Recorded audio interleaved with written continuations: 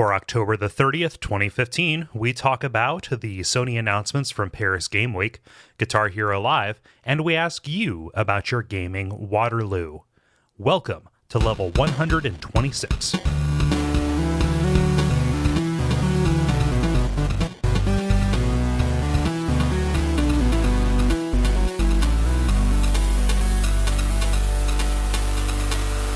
My name is Cole Ross.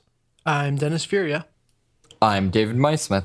And I'm Ben Merkel. And you're listening to The Level. It's a podcast for people who love video games. Hey, everybody. Thanks for joining us again. Hello. Yeah. Hello. So at the top here, I don't want to save this for the end because I think that there are people who could benefit from hearing this. We're going to be having this meetup thing here pretty soon. We've talked about it on a couple of other shows. Ben, I'm so sorry. Can you put some like wax in your ears to occlude the sorrow that you're going to be missing out? It is purely a geographical thing. We are not doing this on purpose. I'll put my earmuffs on. No worries. Okay. Or I'll Skype in. Either way. We could probably Periscope you or something. Yeah. What? we're getting him a submersible. Yeah. Yep. Yeah. That's where all the duck feed money's going. Submarine. Yeah. Microphone, submersible. Hey, David, you eating candy corn? Tis the season, Cole. Wait, can you seriously that was Velcro on my belt? You can seriously hear that? Yes. Wait, why do you have Velcro on your belt? Huh? Yeah. Dennis, I think he's avoiding the question. Can we edit this? Sure. Does it need to be confidential? Okay. Yeah. I will find a tactful way to edit that while still retaining the humor. You're just going to cut it and hard get back into it where you say, I will find a tactful way to edit. Yep.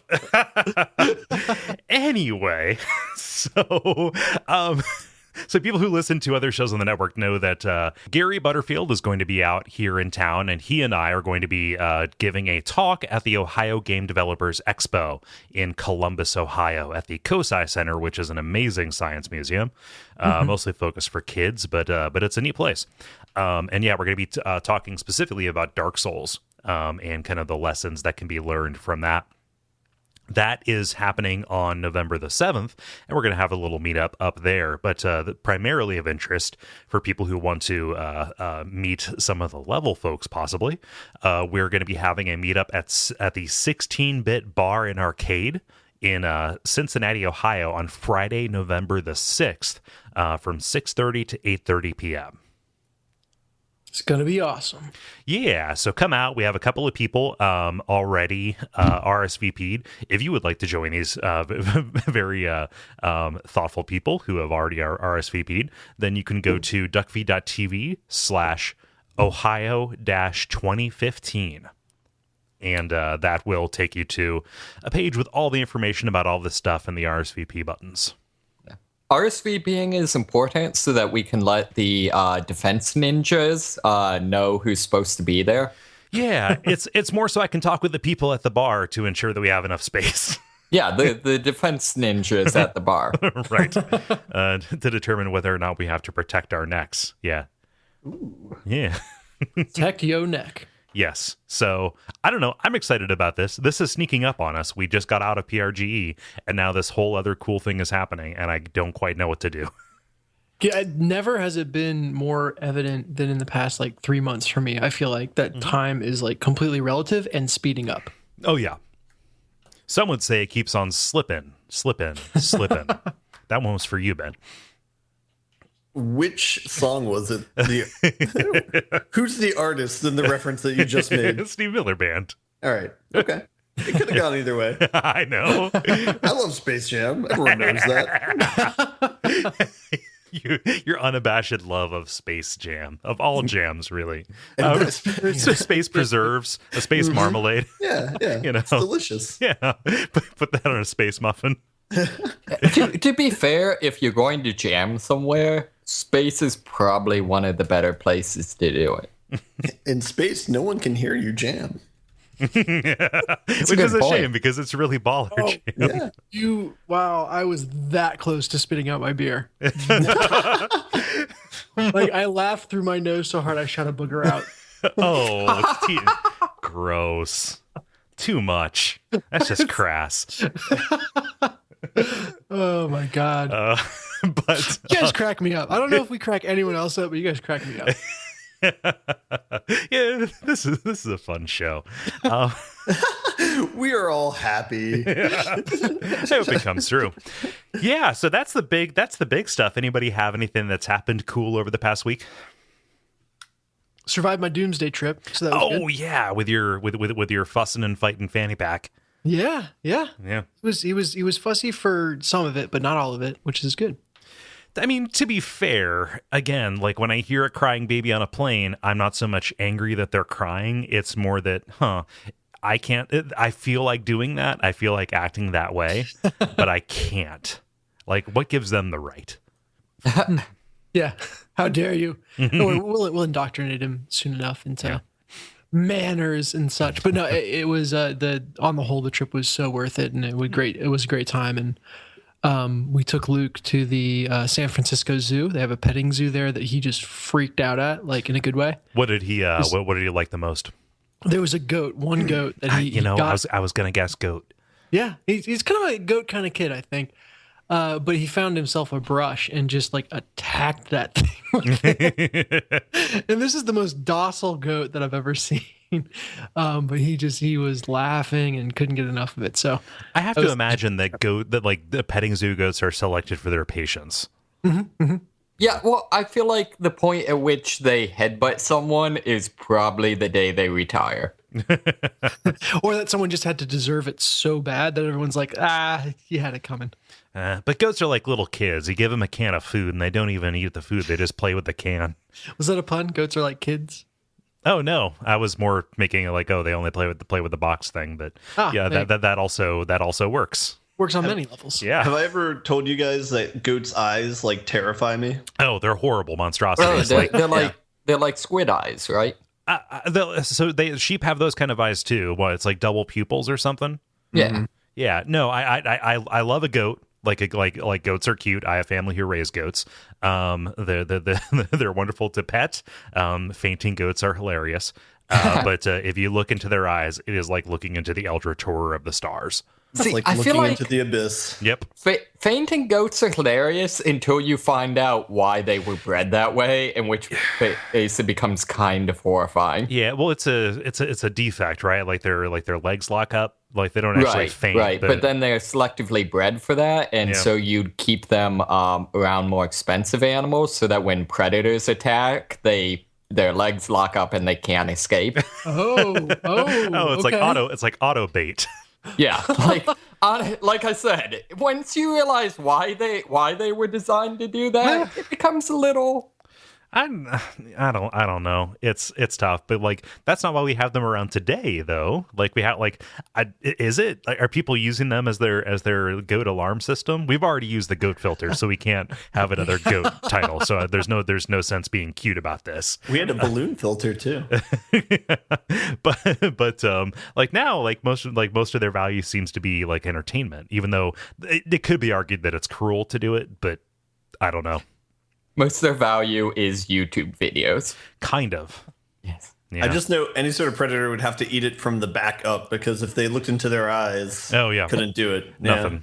As a side note, Ben, never play Splatoon. All right. Well, I'm delighted that Luke ultimately enjoyed the trip and he got to pet a sweet goat.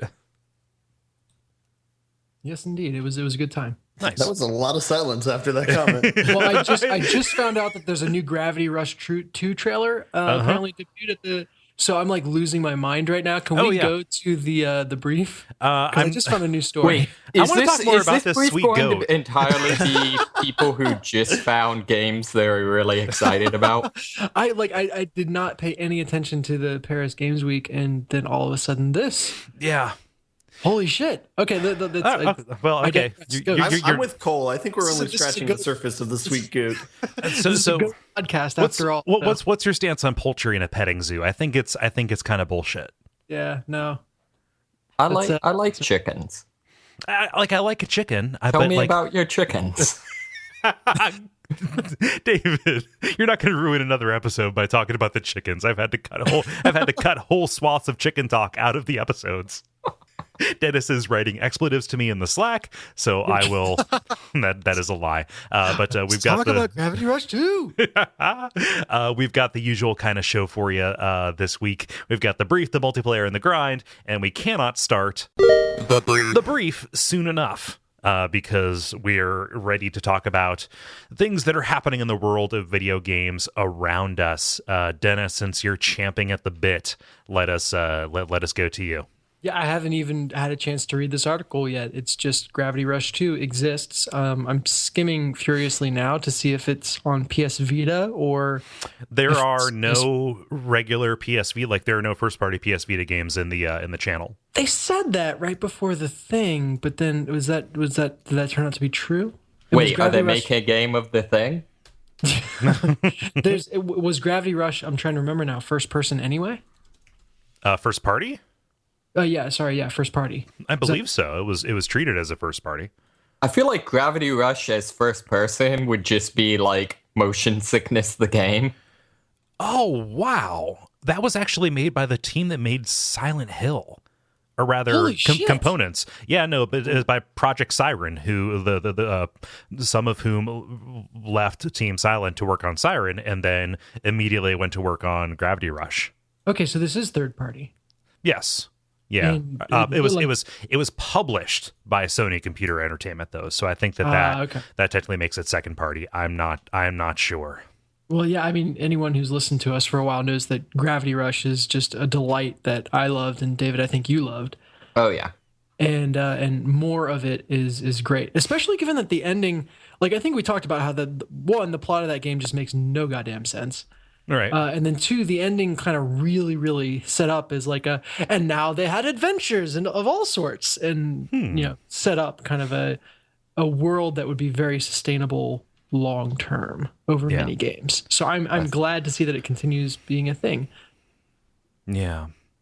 Let me see here. Oh, so yeah, it's not been announced for the Vita, and the comment section is saying like, oh, everybody is bemoaning the fact that there is no Vita version of this. And so in fact, is they're it doing PlayStation 4. Not gonna lie, kind of excited about that. Oh, yeah, I mean, just like that too. Yeah, like if they're going to be like making it look really good, it has this really like nice flat style to it. Nice. Like kind of I don't know, like watercolor's the wrong way to say it, but very stylized. It's cell shading meets watercolored, I think. Yeah. Like it's just it is gorgeous, amazing, sweet, and I cannot wait. Yeah. So what? That's 2016. They're saying. Yep. Although it also says that I'm skimming to the bottom now. Gravity Rush Remastered is landing on the 10th of February 2016. So we're going to get a remastered version of Gravity Rush as well. What was Gravity Rush's original name? It was something. Fantastic Sam's Downward Experiment. Probably. It was close, but slightly different than Gravity Rush. I'm blanking on it right now. I'm sure Google will, but... Gravity Amble. Yeah. Gravity, plenty of time. Gravity, ow. Yeah. Huh. Well, I'm happy you're excited about this. Would this push you closer to getting a PS4, or is that one you're gonna wait for? No, I think this definitely pushes me closer. Gravity Days. There it is. DAZE? Yep. Okay. Days. Huh. Yeah. So cool. Okay. Nice. I was going to talk about Atlas Reactor, which is another awesome looking game. Mm-hmm. But apparently there's just an embarrassment of awesome looking games out there. Yeah, this is definitely more topical. If we're talking a little bit about the PSN stuff, most of what they're talking about is like VR shit though. Really? Huh. Yeah, like that is like Tekken 7's going to use VR. Crytek showed off some VR stuff. There's like Until Dawn DLC that's VR. Like just a whole bunch of VR stuff. They're really pushing that. Back up to Tekken. Tekken? Like, how does that work with VR? I don't know. Like maybe they're playing with like the camera, like you're not watching the ring from the outside, but like you're actually like in there with them. I didn't look at the videos.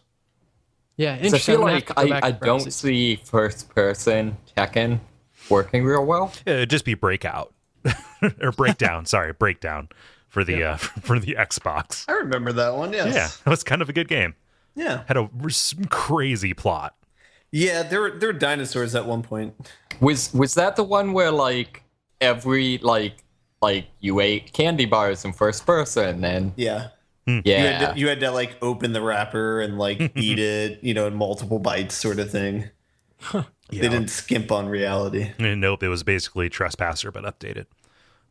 I really has that made any like abject sufferings or watch out for fireballs or anything like that? Yes, it has that one. Despite the fact that it is very it is very popular among like modders and kind of people who are trying to keep it around and restore it. It's actually kind of difficult to run, from what I understand. So Sure. that like anything that is not one of the readily emulatable systems gets a little bit tricky. But I'd love to play it because I remember playing a lot of it when I was little. But Yeah, I've only read about most of the stuff has been like, oh, it's like crazy over the top audio system and stuff like that. There was a lot of really cool stuff about it, but yeah, the actual sum of all of its parts was not anything good at all. Let me see here. Since we're talking about stuff that was at Paris Games Week or whatever for Sony, Ben, what do you got for us? Yeah, Quantic Dream revealed the next game that they're going to be working on. It's called Detroit. The tagline's Become Human, but the way it's shown in the trailer is Detroit Become Human, which sounds like something out of Arrested Development. But, yeah, so the plot looks very similar to like an episode of Black Mirror, where it's basically there's androids living among people. It's kind of like iRobot, I guess. The only difference is that they look almost exactly like humans, except they have like white circles on either of their temples. And there's, of course, the story is there's one robot who breaks free, and it's supposed to challenge people's idea of what it means to be human. I imagine it's going to be taking the argument that the machine is just as, has enough to be human, as alive as a human. Yeah. Not just enough, more than. The machine is more man than man. I want to see why these like go the other way around and be like, instead of concluding that like machines can be human, just conclude that people are basically machines. There's just going to be a ticker at the bottom that has "Think About It" scrolling across the screen. And it flashes at plot points. I know, like obviously it's kind of dumb for me to like judge a game based on like based on its being told creator's about track a minute history. ago, but Yeah. I feel like that's the most cliche. Like we're going to make a like thing with robots, and it's going to be about what's it mean to be human. Yeah, a little bit. Like, so this is an extension or an evolution of a tech demo they did back in like 2012. Yep. Mm-hmm. And they said, oh, this isn't our next game, which ended up being Beyond Two Souls. This is, in reality, going to be like the seed for something bigger down the line, which just makes me think, why didn't they do that with that Sorcerer demo they did? Like, is that going to be coming soon? Yeah, so after Kara, we're going to have that sweet Sorcerer game. Wait, so it's Beyond the Two Souls? Isn't that the same group as like Indigo Prophecy? Indigo Prophecy, Heavy Rain. Yeah, this is Quantic Dream. So By again, not to be snarky, but this is the team that I would least want. I would least bet on to make. They're not bankable at all. Well, I guess I just feel like this is a team I already stereotype as making like, those kind of like, no, this is totally like really deep and symbolic, man. Yeah. You just don't get it. Yeah, well, so I'm going to get in and play it because I like dumb, stupid, playable movies. And I mean, it looks very similar to the environment in Deus Ex Human Revolution, too. So it's like, I mean, it looks like a really pretty environment, but yeah, like if they have some good art direction in it, like if it's not just totally bleak, that'd be cool too. So the female character in it kind of looks like J-Law. Do they have any like big names attached to it? What? J-Law? Jennifer Lawrence. I don't know. They haven't announced it. Like didn't they lead? Like they led pretty hard with what's her name on Beyond Two Souls, right? Ellen Page and Willem Dafoe and that. Oof. But you know how the kids love Dafoe. The kids these days. As a side note, if this is apparently a version of Detroit that doesn't look bleak, exactly how far in the future is this game? Well, it's kind of like Enslaved Journey to the West. Nature has reclaimed it. Oh, okay. Yeah. Okay. The screenshot I'm looking at is like very updated. Yeah. It's like a renaissance. Like there's at least the keyframe from the YouTube video of the trailer says "Welcome to Detroit, Android City," which is a crazy synth pop remake of Detroit Rock City. That is a good concept album that we can start making now. But no, I think that's a cool setting though. Is like the idea of revamping the auto industry to make robots. Like I think that's a cool idea. Yeah. Yeah, and to be fair, like I really like the kind of some of the cyberpunk, like Deus Ex stuff. So this very well may be a game I'll actually like, but it just seems like the pitch. I would also argue that Detroit will probably be a pretty cool city in about 20 or 30 years. Probably, yeah. I mean, RoboCop and all. Yeah. Some kind of robot cop. How absurd. Huh. Yeah, I saw this. This was about to be my story, but then it wasn't. Swoop. Did you find something better? I did. I found something really cool. So didn't talk too much about this when it was like welling up, but one of the big kind of bones of contention with the Digital Millennium Copyright Act, for as flawed as it is that it pretty much explicitly stops any archival efforts to maintain any kind of game with an online service, right? So you have this whole host of games from the early 2000s on that in order to play them, you need to connect to some kind of server. And once those official servers are pulled, that entire thing is just lost to the ether, right?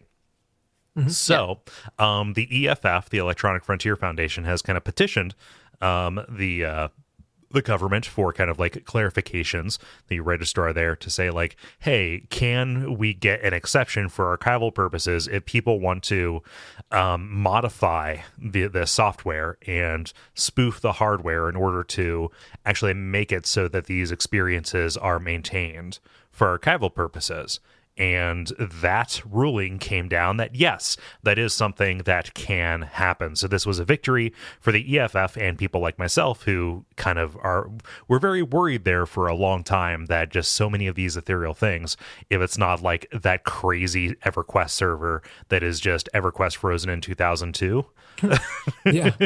Like if that wasn't there, that would all be gone, right? And now that is a possibility. They did this kind of under protest from the ESA, the Entertainment Software Association, who said that this opens up the floodgate for piracy. How dare you do things with things you own? You don't own it. You just rent a license to maybe play it for as long as you want, as long as they want you to. Okay, well, very cool. Yeah. So are there any games that we expect now to have like a big comeback or that weren't accessible before that should now, like, you expect will be the first place people will turn when exercising City their of right Heroes, to guys? I could see City of Heroes. For some reason, my mind immediately goes to Phantasy Star. Yeah. Like the different versions of that, which I think went down when SegaNet went down. Like that is one of the earliest, like the original version of that is one of the earliest, like just straight up lost experiences. Like you can still play, I think, some single player components of that, but the majority of the game, the way people remember it, is just gone forever. And now people can set about the labor of preserving that. Cool. Yeah. So I count that as a victory. Yeah, for sure. David, how about you? Sure. So I'm kind of going to do the Dennis approach of like a game I found out about why Kole was introducing the podcast. Cool, guys. So apparently on Steam there's a game that was released, I believe today, called The Park, which is a survival horror game. Where basically you play a mother who's taking her kid to an amusement park, and he runs off, and things go all like crazy, like Silent Hill style, and basically you're trying to search through the park to find your kid. So looks kind of cool. I really like that, at least in the like gameplay footage, I don't see any jump scares, and it seems like they're pitching it as more like psychological horror. Yeah. It also seems like, and granted, like this very little information so far, because I found out about it, 15 minutes ago. But very little information we know. Right. Yeah. I know. It seems like they're really kind of leaning on the like parent looking for your kid thing in terms of like actually trying to semi-realistically portray that, as opposed to that just being like, I vaguely need a reason to make to make this person go through hell. Right. What do you mean? Well, just in terms of like, it seems like there's a big emphasis on like the psychological aspects of someone like dealing with the panic of not being able to find their kid, and those sorts of things. Yeah. So like, this is cribbing from Silent Hill, but hopefully delivering on that in a modern way. I won't say it was ineffective in the original Silent Hill, but like this is very much the same approach done with what looks to be a pretty cool looking game. Right. Well, and that's actually what kind of did it for me, as I was looking through the screenshots, and I noticed that one of the like ghoulish Slender Man type creatures looked rather familiar, and it turns out that this game is set in one of my favorite locales from the Secret World. Mm-hmm. What do you mean?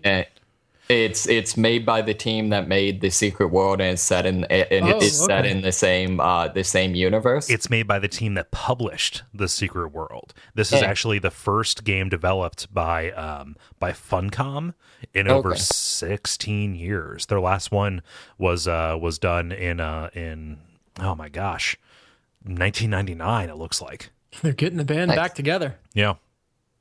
Yeah, so this was like a section of the game that was actually legitimately really, really creepy. The Lovecraft side, right?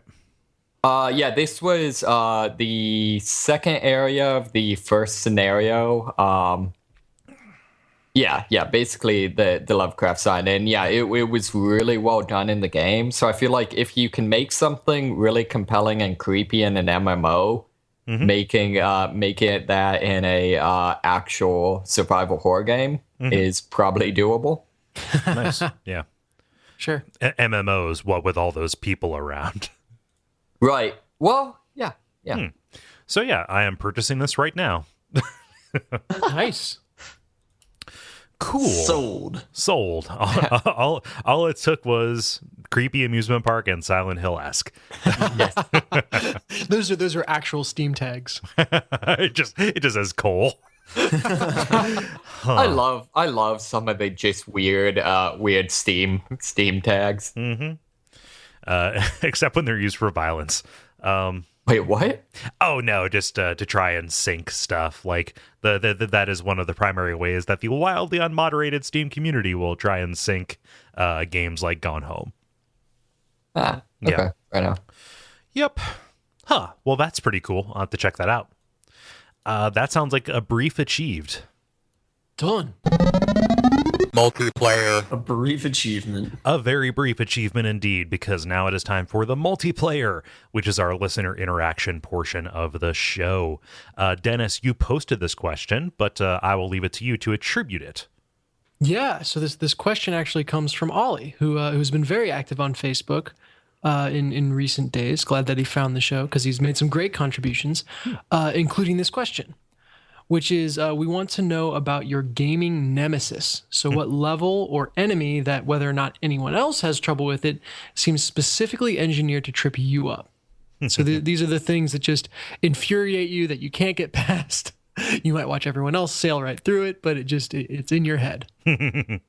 Yeah, and I'm going to read Ollie's response first because we're gonna give props where props are due. House rules. Yeah. Ollie says, was home for a couple days, and while cleaning up for my parents, found my old PS1. Inside, Gran Turismo 2. Woo! Decided to have a go, and after a couple of terrible races, it started to come back. The muscle memory kicked in, and it was like I'd never left the thing. Must be 13 years since I played it. But then it happened. The fun ended.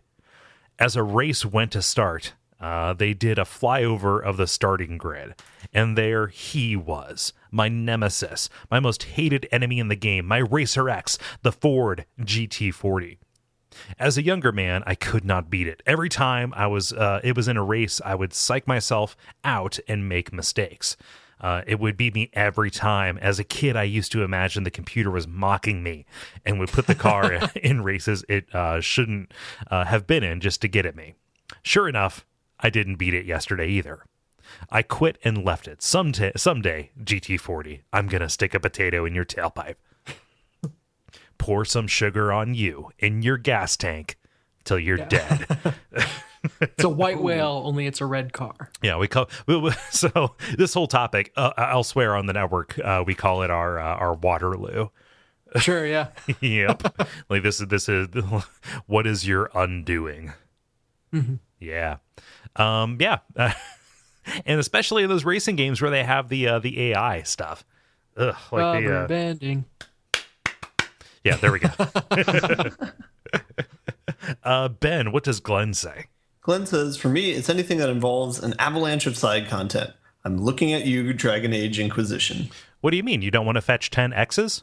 Mm-hmm. I want to find a game that does have you fetch 10 X's. Yeah, just stop. No, it's a oh damn, what's that game? The Scribble Knots, where you write in what you want to go fetch, and then it populates the world with them.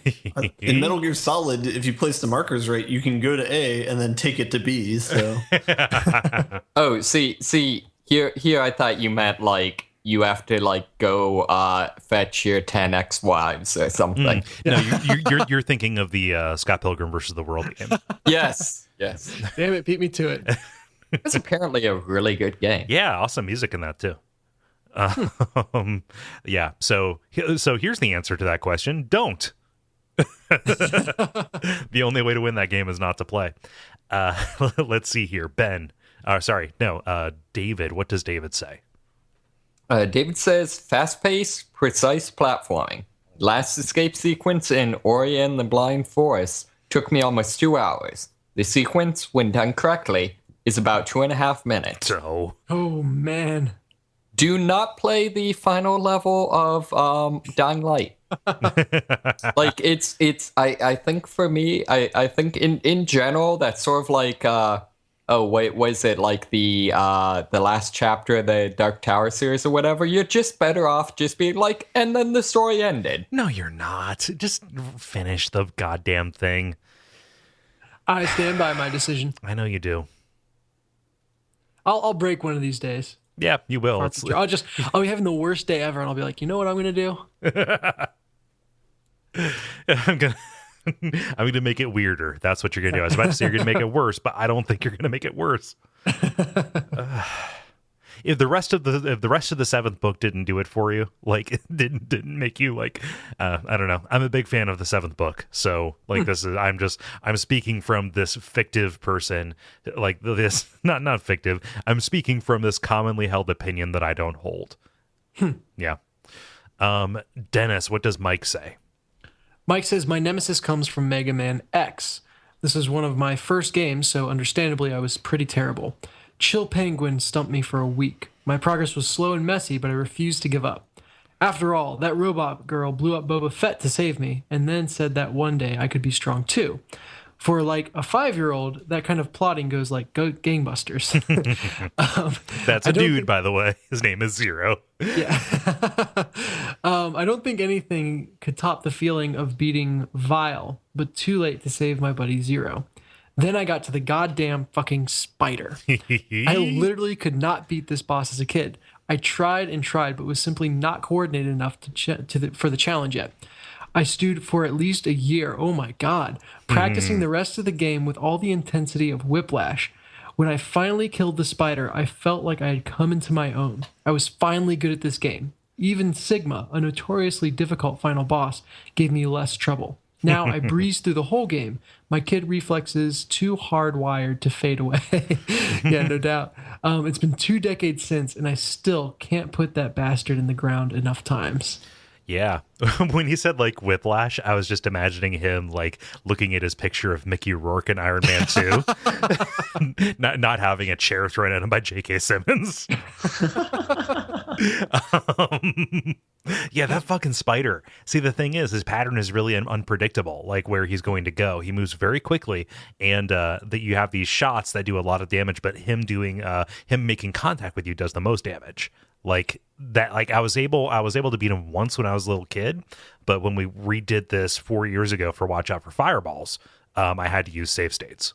God, this was the first game you did for Watch Out for Fireballs, yes, right? Yes, it was. Nice. Go back and check that out if you haven't. Yeah, Mike. I think it'd be fun to redo that game for an episode and see how different the show is. That's a Patreon goal, is you start a parallel podcast where you just simultaneously start over again. Yeah. From the top. It is a retro games podcast. No, it is a retro games podcast. Retro podcast games podcast. Retro games. Does your head hurt yet? Yeah. I was just saying words there toward the end. Huh. Really? Yeah. Steven says, the first time I can really remember facing off against a foe in gaming that legitimately stymied my progress was aptly Nemesis from Resident Evil 3. Oh, I thought you meant the horrible Star Trek movie. Oh, Resistance is Futile. That's from that movie, right? I think it was. A lot of the movies. I'm sure. There was something about how Nemesis could break through a door or a window at any moment. Even though I could run through the nearest door, I could hear his heavy footsteps close behind as the musical sting sounded to add to the terror of the situation. I found this so stressful that I couldn't actually complete the game for years. I'd beaten RE1 and 2 several times, but Nemesis remains my white whale. Games like Outlast and Alien Isolation, have their fill of tension and thrilling moments of being chased, but nothing has touched me as such that childlike fear of just wanting to get away from the bad thing like Resident Evil 3 did all those years ago. Side note, I did eventually beat Nemesis, but I've never picked that game back up. Don't know if my heart could take it again. Done. I did it. I'm done. There we go. Shut it down. Nobody can take that away from me. Like, I have beaten Nemesis. So there.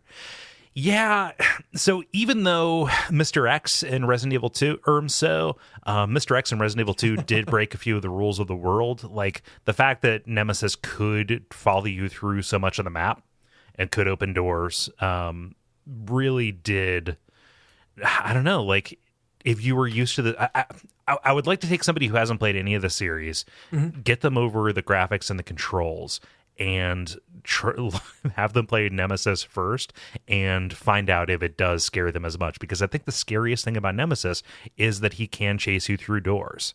You have that kind of built-in expectation from the other games. Yeah.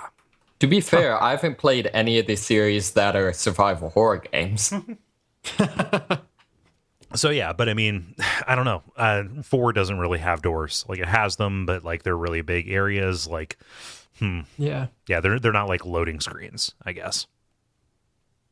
The cool thing about the door, they do have doors as far as like zombie defense, pretty much. But yeah, that's it. Pretty much. Like, doors for zombie defense. Although in the remake, like they can bust through the doors too. Yeah. That's such a good game. Let's see here. I still don't get how they went from that to 6. As much as I love 6, I still don't get how you go from 4 to 6. What do you mean? Are you skipping 5? Well, no, I just mean like, well, even 5, like 4 was, at least I thought was legitimately creepy, and like how you go so quickly from that to like Camp Fest to a university that has a gigantic temple beneath it. Yes, that was I will still maintain game of the year. I played all of it. People can go back and listen to that. It was a sparse year. To be fair, I could not. I've not beat Ada's campaign. That was just too bad. It's so short, though. I know. Part of it is like the one section of the game I didn't enjoy was the sub. Mm-hmm. And just like how shoddy the co-op is. Yeah. I don't know. Like, I will contend that the plot twist with Ada and Carla and their Krieger scientist is one of my favorite things in the series. Like, that's super cool and disturbing. Yeah. Yeah. Let's see here, Ben. What does Franz say? Sorry, I'm looking at some of the comments to the previous question. Franz says, "The monkeys in System Shock 2. If you played it, you know what I'm talking about." They're so funny.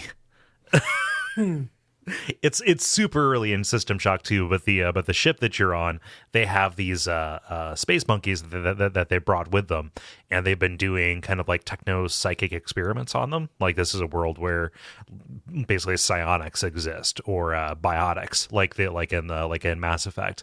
And so there are these monkeys who have like straight up stock monkey sound effects on, like that are about like knee height. They're like tiny little like lab monkey kind of things. They have these little helmets on, and they just shoot beams at you.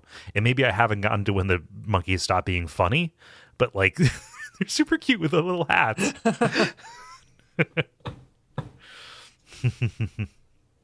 Yeah, that's going to be the next watch out for fireballs, actually, and I'm really behind on it. Yeah. Let's see here, David. What does Dustin say? Dustin says, Vanguard Demon Souls. I can platinum Demon's Souls, punch the Asylum Demon to death in Dark Souls, and kill the Shadow of Yharnam drunk. But my palms sweat when I approach the fog gate to the Vanguard. Can you platinum Demon Souls without killing the Vanguard?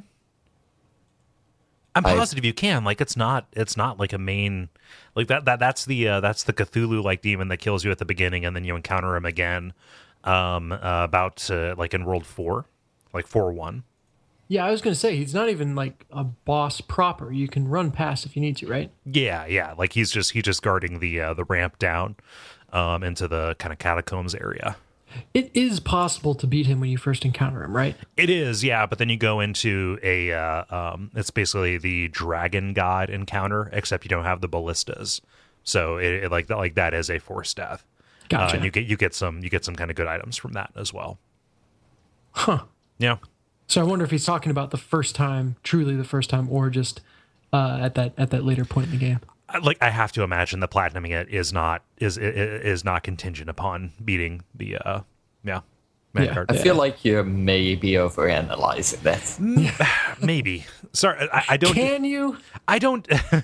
I don't doubt, Dustin. I don't doubt that you've platinumed it. I'm just taking inventory in my head as to what. But I've never cared about platinuming myself, so I've never like looked at the requirements. But well, he's never said that he has not ever beat Vanguard. It's just that it always gives him trouble. Okay, yeah, there we go.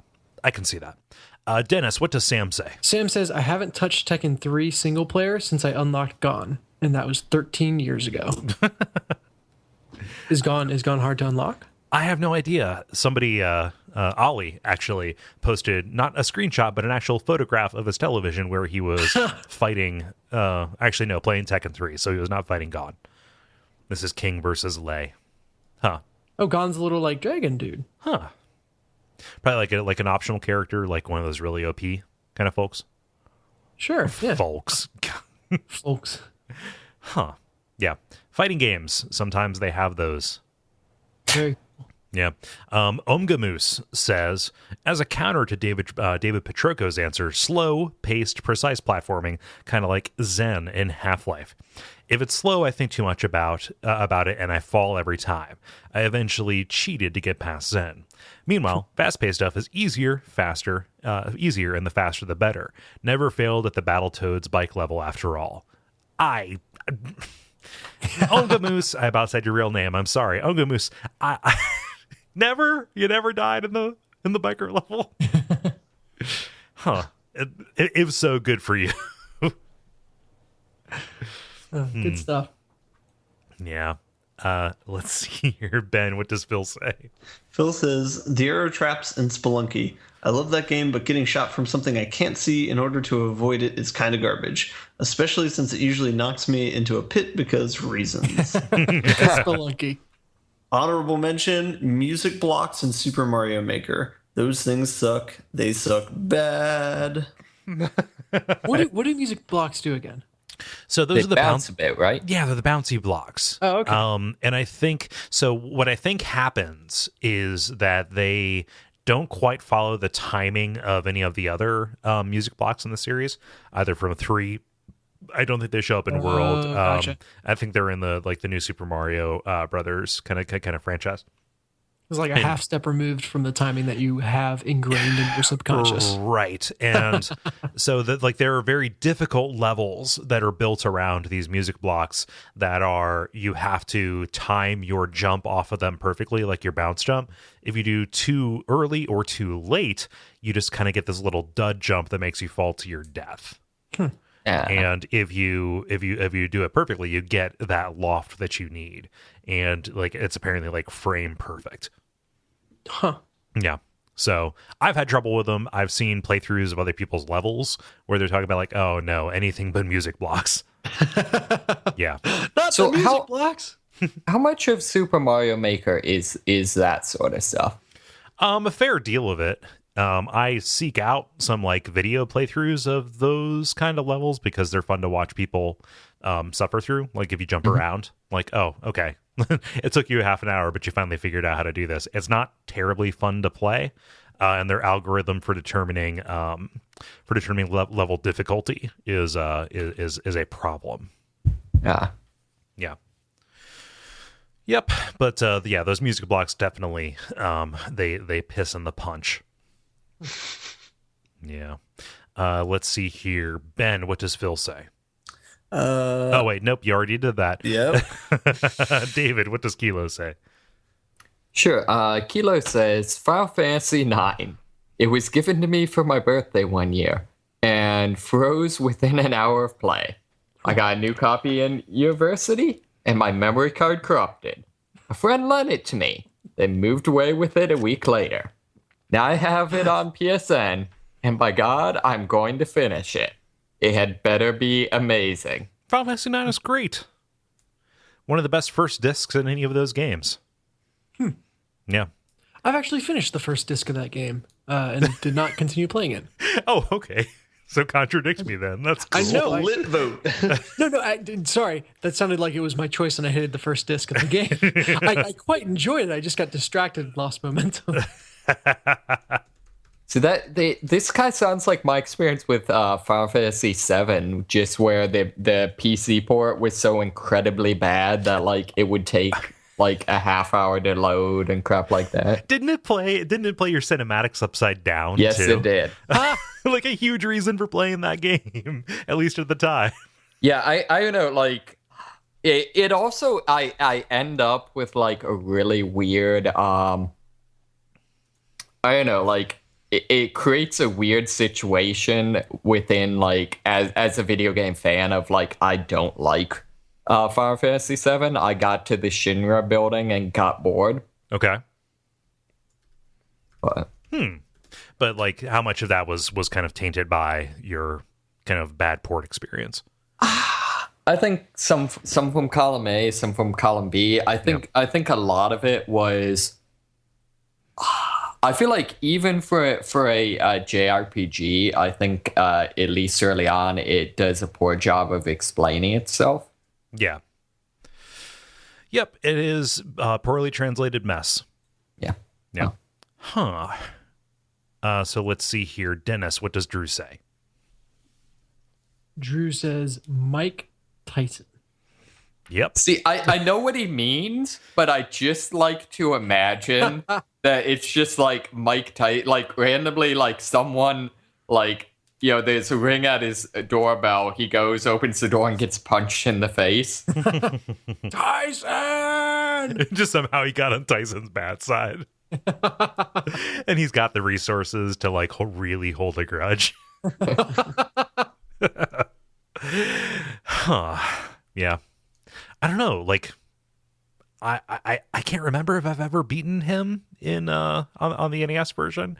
The Mr. Dream character in the Wii is fucking hard. Yeah, I definitely beaten that, but Is that? Did they make a version of that for Wii U yet? not for Wii U. That'd be great. It really wouldn't use the touchpad at all, though. And that is a problem. Like, it made tremendous sense for the Wii, for the original Wii, just because that was all about the motion control stuff. Wait, I'm going to counter. Not using the touchpad is not a problem. Not using the touchpad means you made a game that isn't stupid. Sorry. Another split vote. Like, Zombie U and the new Fatal Frame were pretty cool. And they use that. Was the Wii's Punch Out just Punch Out, or was it still Mike Tyson's? It was just No, Punch it's Out. just Punch Out. Yeah, they, after the whole rape thing, they definitely like, even on the NES, they turned him into Mr. Dream. Interesting. Or Mr. Sandman, I think. I forget. I think that makes sense. Yeah, probably a pretty good move to put some distance. Yeah. And I'm going to close this out with Christopher Schlee, who writes in saying, I stopped playing Resident Evil Revelations at the very first boss in the game. It's some giant, weird, mutated ship captain guy in a large area, also containing fun, infinite spawning enemies. Oh, plus he can pretty much kill you instantly. Woo! I tried it an insane amount of times and could never get past him. After that, I checked out someone beating him on YouTube and said, fuck that, and dropped the game. It just stopped being fun at that point. Whenever I think about Captain Jerkface, it makes me wonder how I managed to get through the first Dark Souls game. Because Dark Souls was good. Yeah, I had to stop playing the Resident Evil Revelations on the 3DS just because the controls were not good at all. Well, since when has that ever been an expectation for a Resident Evil game? It's a limitation of the hardware, honestly. Like, I see. Like, it just felt like there were like too few buttons to do what it was asking me to do, and I'm going to talk about that a little bit in the in my grind, actually. But yeah, I'm probably only going to have to play it on the PC because they did release it on Steam. But don't worry, Chris. I believe that everybody has problems with the bosses in that game because it is a very difficult game. Is that the game where one player can't shoot? No, that's Resident Evil 2 or Revelations 2, rather. Oh, okay. And that is only in the first chapter, I believe. Oh, okay. Yeah. That's kind of too bad, actually, because that seems kind of like a cool mechanic.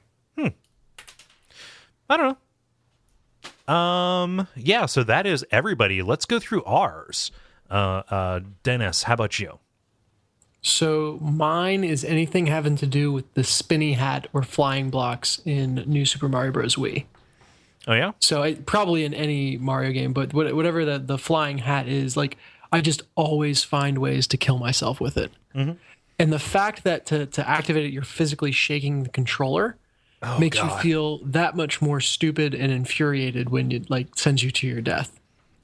So it either, it takes me up higher than I want to go, or I just come down at the wrong place, or I lose myself above the screen, and it just, it should not be that hard to use. Like, I don't think it's a common thing to have trouble with. Mm-hmm. But I'm just like, I'm cursed. I always manage to kill myself when I pick one of those up. Yeah, you're just physically, like, your internal, like, rhythm is unable to account for the ways that works. Yeah, and then, like I said, when you are, when you've realized it is inevitable, you will die. You are already furiously shaking the controller, and it's so close to actually throwing the thing that you really, really want to. Yeah. Ugh. Yeah, that's too bad. Like, those work pretty well in the 3D land, I think. I believe that those are in there. Yeah, I don't think it's a design thing. I think it's a me thing. Oh, okay. Again, it's that feeling that there is a personal vendetta for these things against me. They've got a grudge. Yeah. Yeah. Ben, how about you? So the only thing I could come up with is the Russian dude in Alpha Protocol, but I don't think that's I don't think that targets specifically me. I think that targets a lot of people. Yeah, so I don't know if I have any nemeses. I think that he counts. I think that you're so distracted by autographs turn up the radio that yeah. Turn it up. Yeah. Yeah, no, having to play it so many times does really turn that song into torture. Yeah. So wait, did you do Taiwan first and pollute his meth or his coke rather?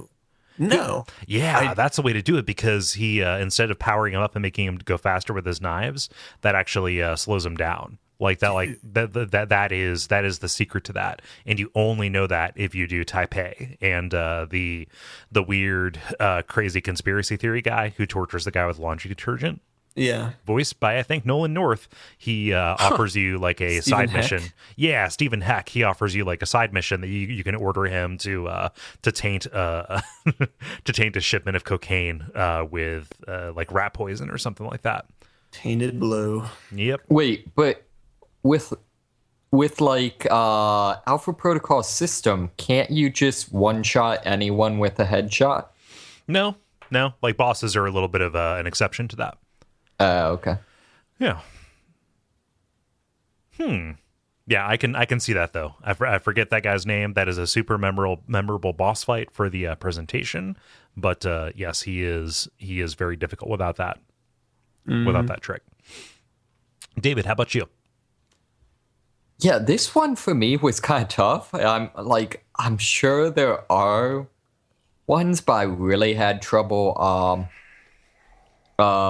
thinking. So any like, you guys have all played with me, so if you have any suggestions, go for it. But what I was kind of thinking, the two that came to mind is one, just spiders in general.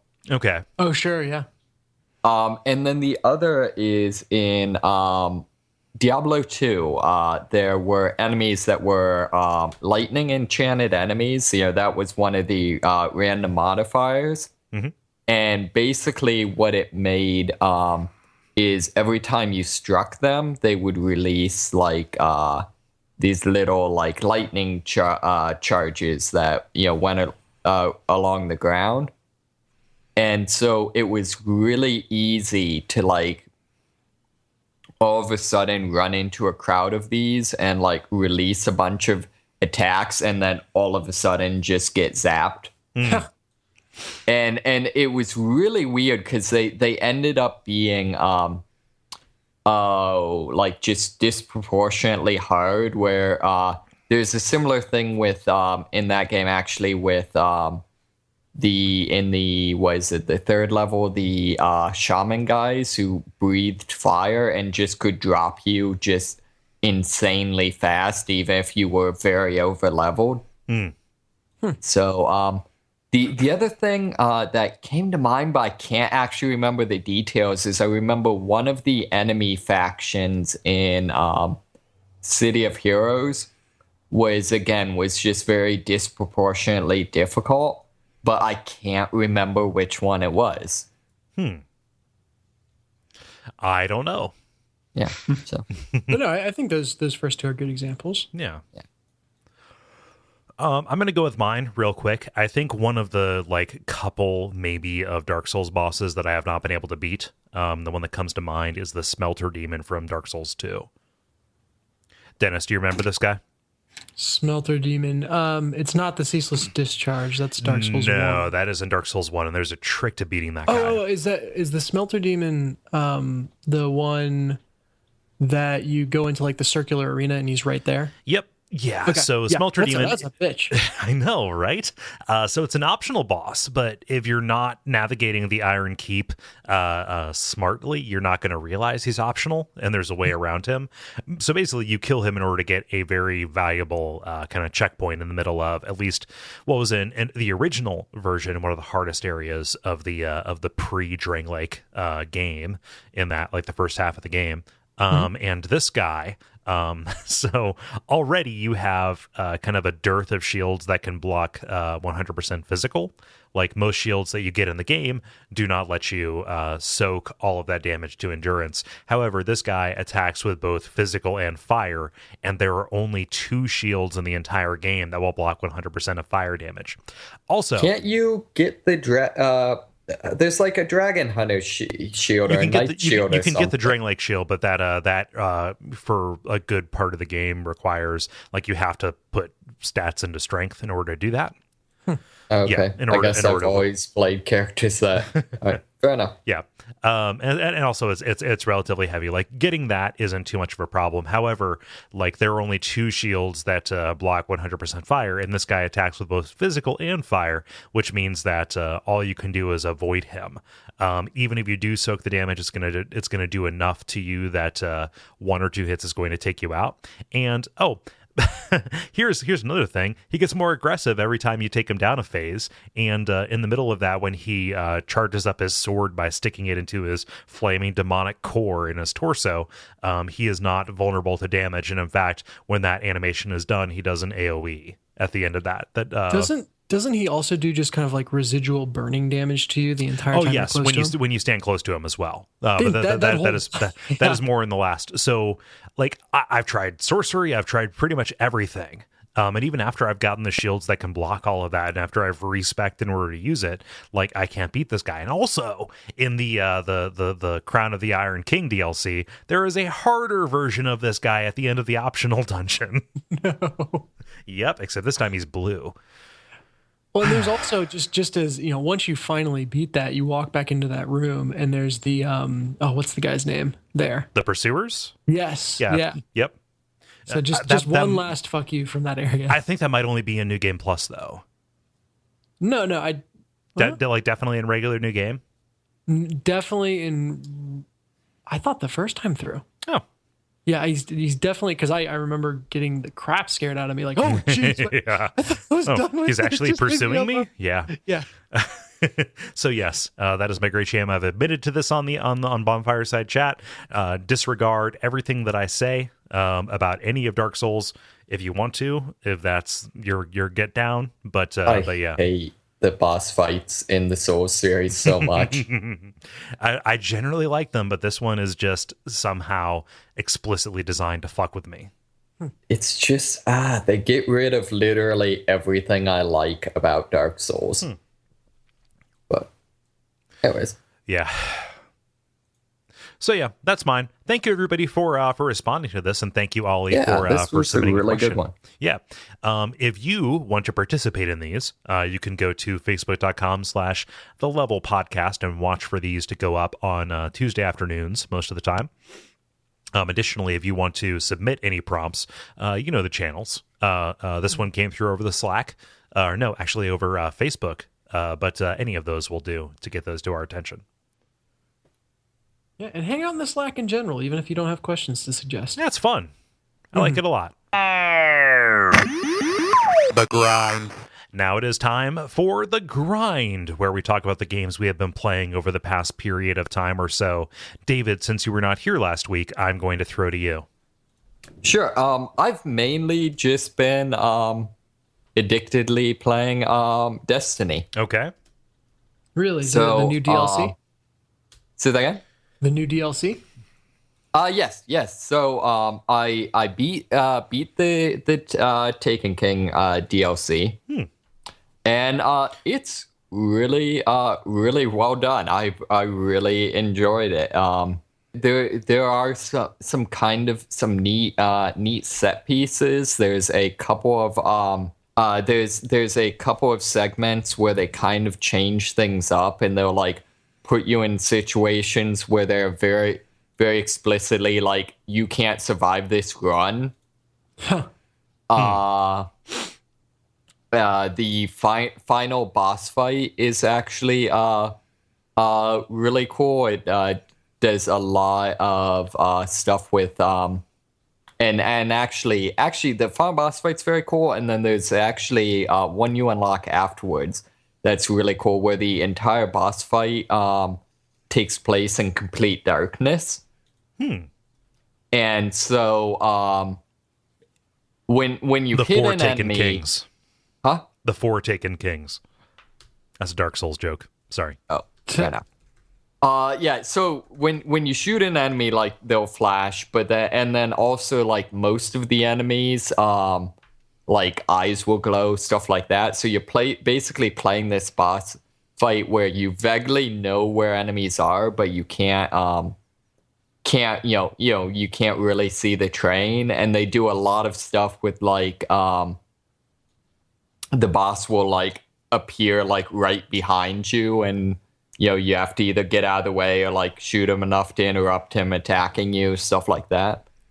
So they do some really neat set pieces. The writing, I still really enjoy it. I really like they do, I don't know, just a lot of the character interaction is a lot of fun. The different personalities and things like that. So that continues through, like you were praising that before too. Yeah. It continues through, and I think one of the things I'm really appreciating is I feel like they do a lot of not just having very well acted, I have reasonably well written characters, but they do, I think, a lot of really good playing the characters against each other. They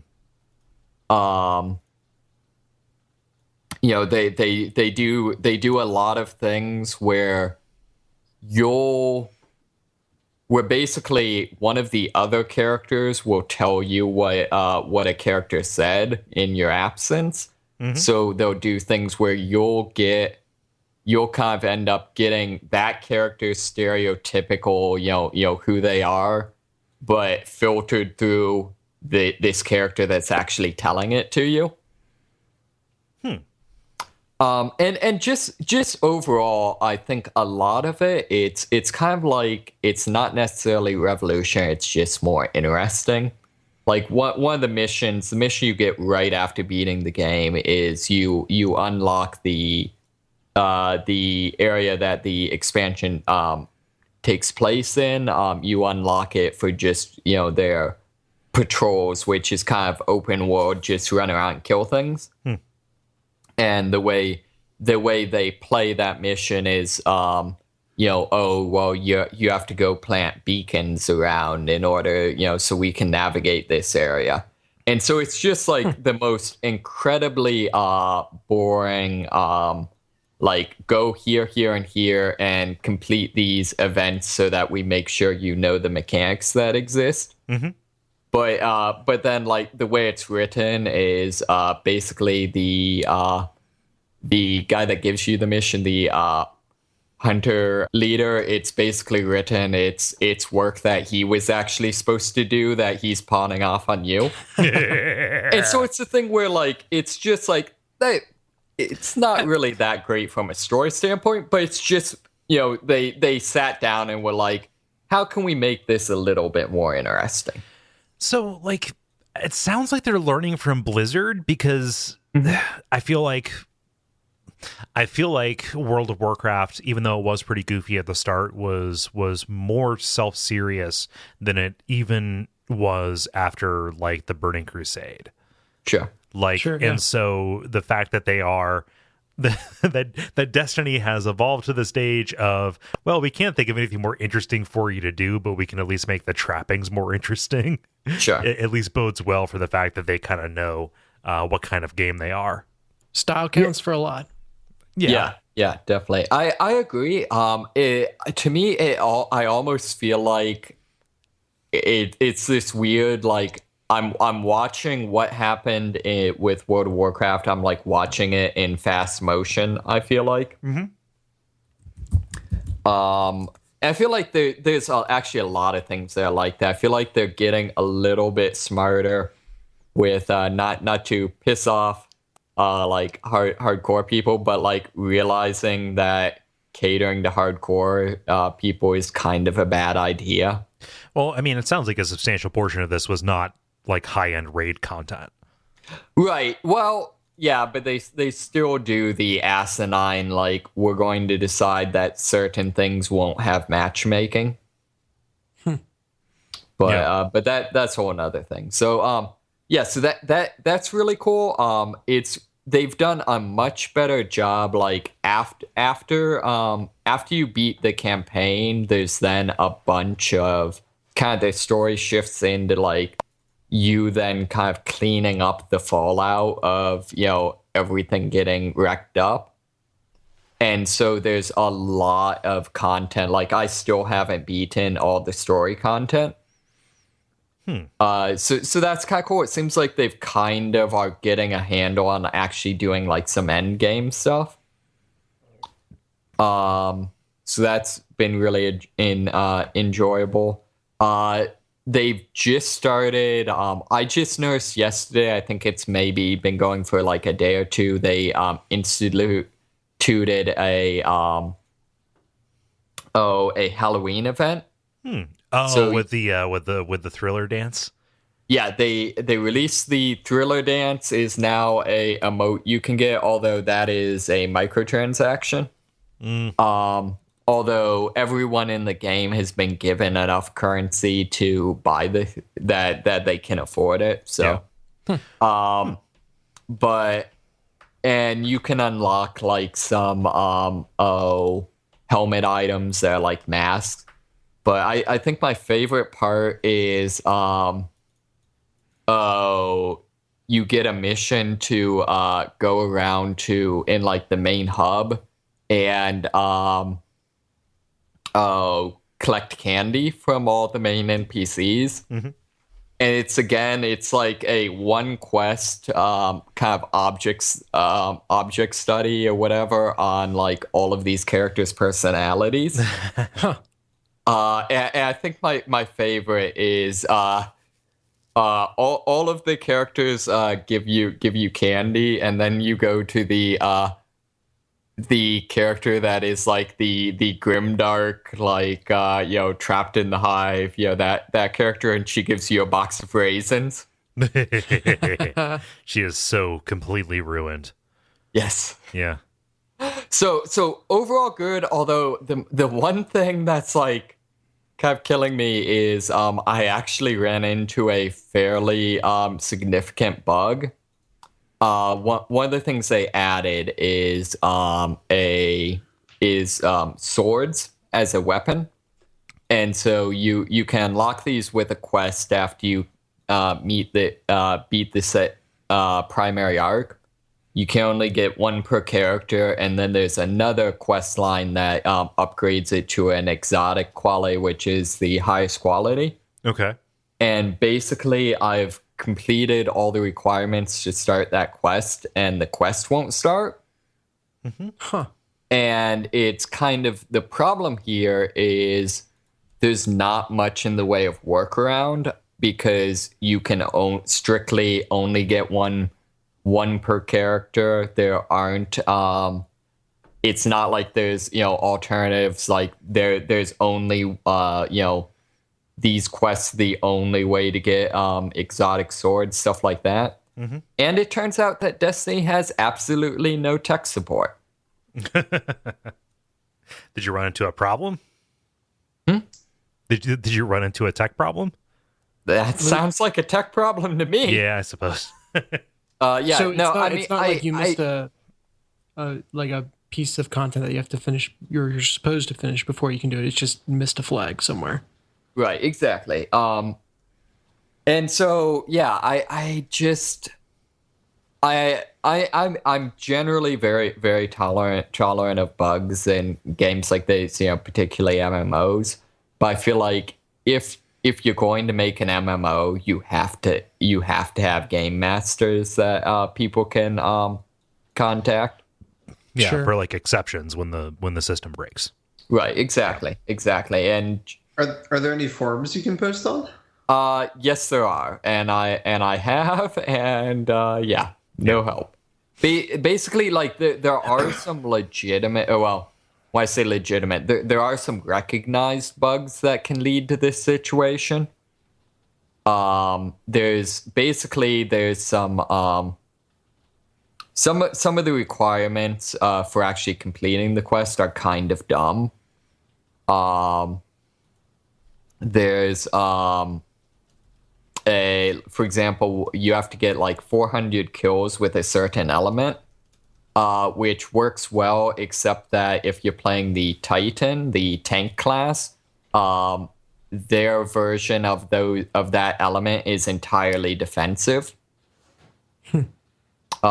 Similarly, you have to get PvP kills. So basically, if you want to be a PvP only player, you can't. So because of that, people will. There's some things people do to try to get around the system, which works most of the time, but glitches some of the time. So, anyways, I've posted the forums. I have not gotten any help. So that's really frustrating, but I'm still enjoying the game. Well, that's a lot. Not to put a lid on it, but that's a lot of Destiny talk for an episode.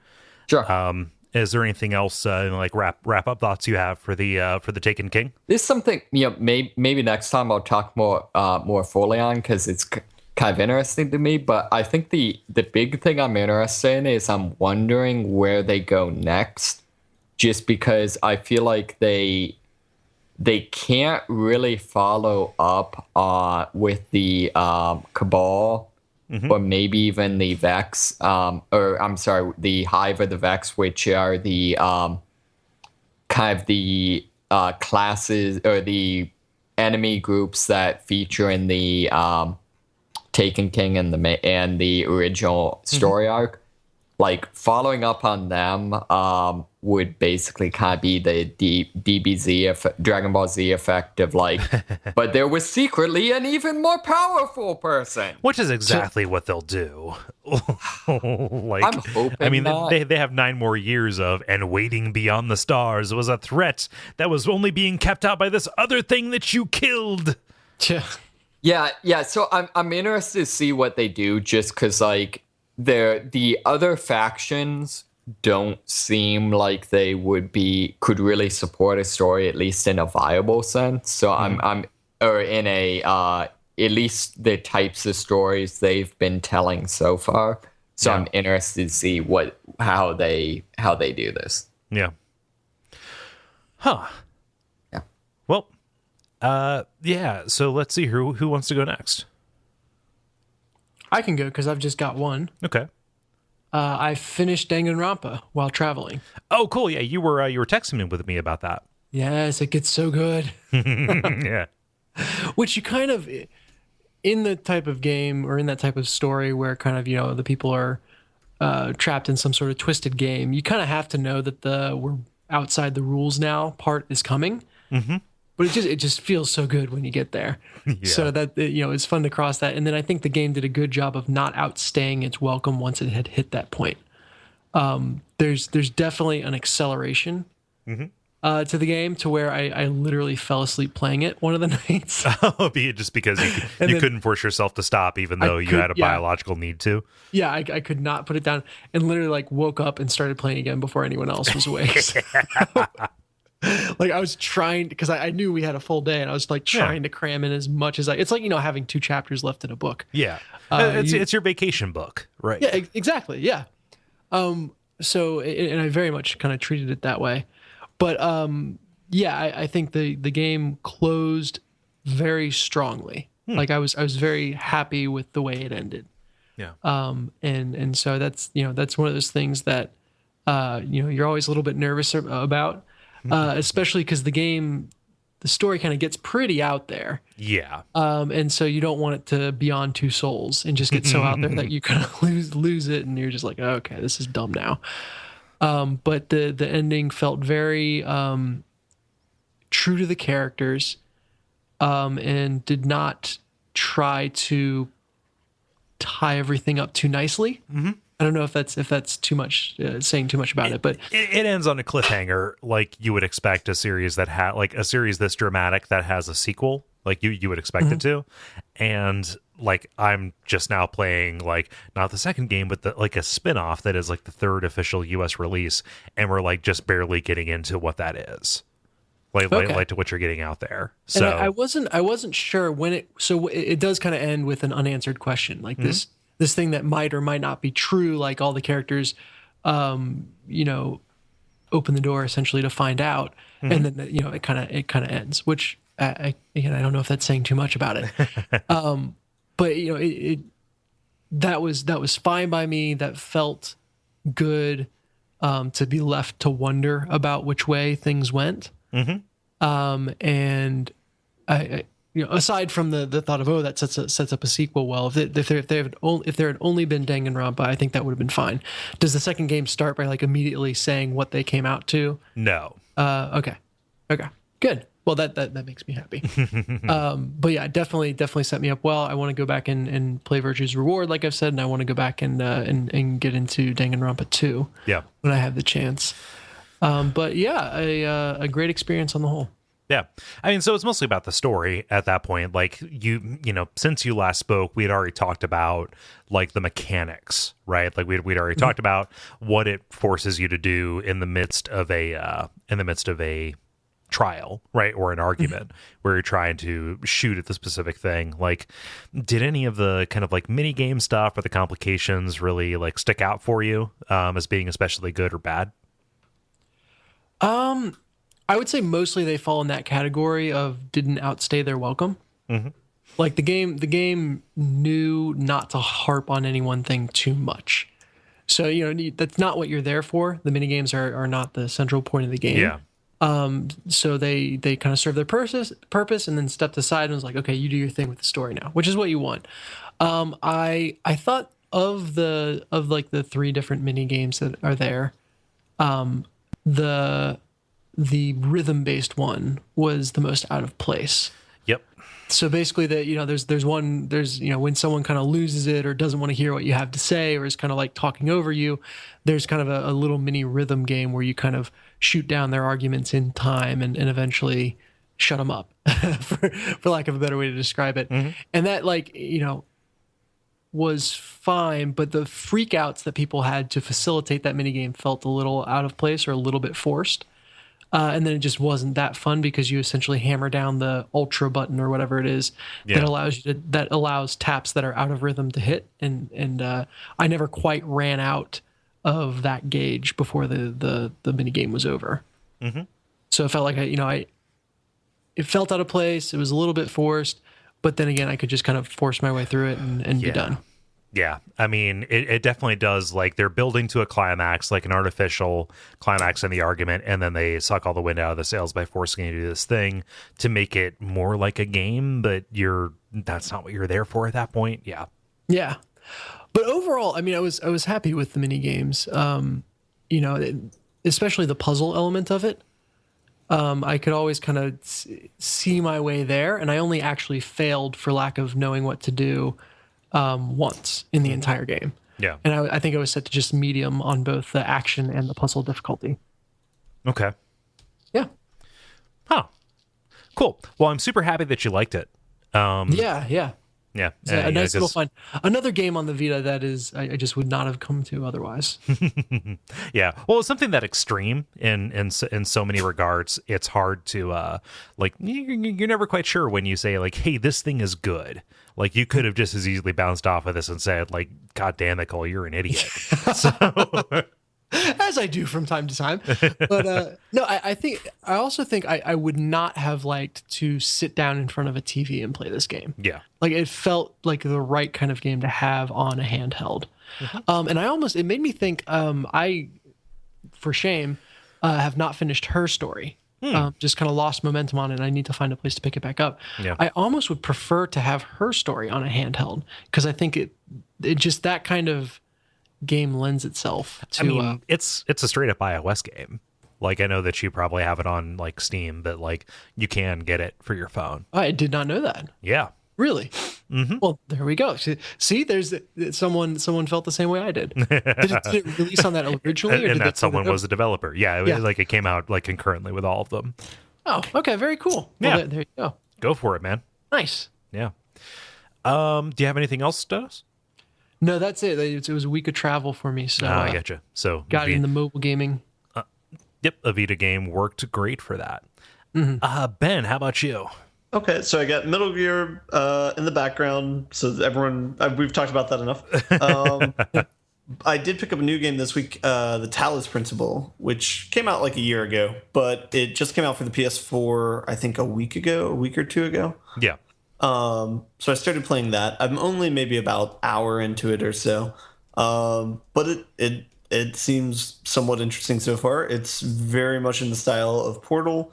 The only difference is you're playing as a robot and you're talking, instead of talking to GLaDOS, you're talking to some Greek god-esque like figure. But yeah, it's a straight up puzzle game. You go from chamber to chamber and complete puzzles and unlock pieces. And maybe the only difference between it and Portal is, at the very beginning of the game, you're given this message that says, explore as much as you want, but don't come to this tower or you will die. It's like literally what the message is. So of course it's like, oh, well, I got to go to the tower then, see what's happening there.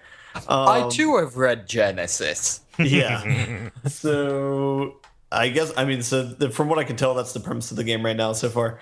So you basically, every puzzle you complete, you get some sort of puzzle piece at the end, and then a certain number of puzzle pieces will unlock new like tools that you can use in other puzzles, and it'll unlock new areas. And so you're basically continuously doing that, and I don't know how many stages there are. It looks like I've only completed about maybe 6, and the bottom floor of this place has like 10, but then there's another floor on top of that, and that has like twice as many. So I'm not sure how far it goes. I think it's like maybe a 4 or 6 hour game, I think. Yeah.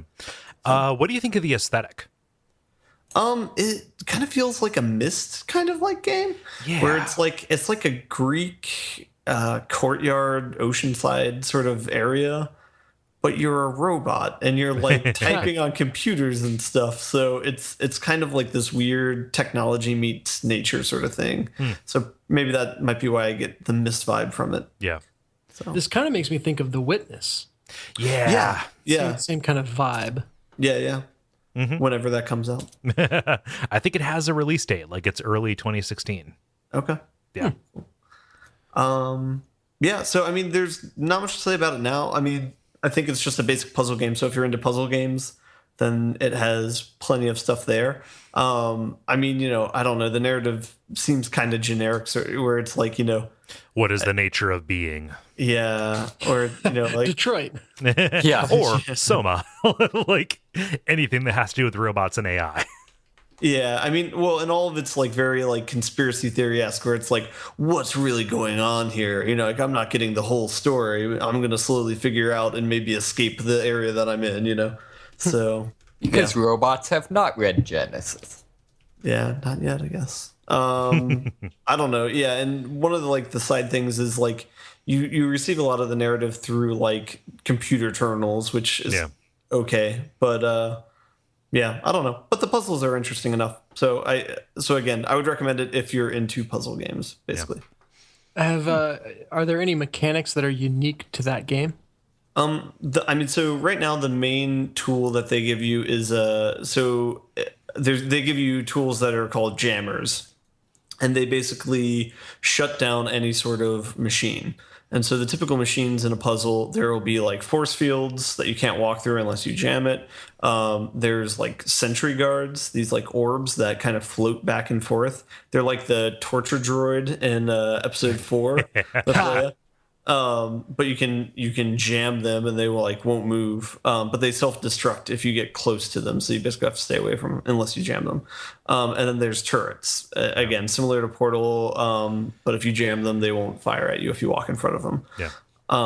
So basically a lot of it is playing with that. So you might have like 2 different jammers, and then you have like 3 or 4 different things that are in the way. So you have to somehow figure out how to, subdue them in other ways, or I kind of use the area against them. So yeah, this game has really tempted me for a while. For some reason, I thought that most of it was about redirecting like laser beams.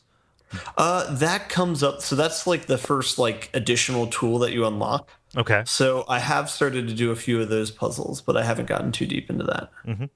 Yeah. Okay. Cool.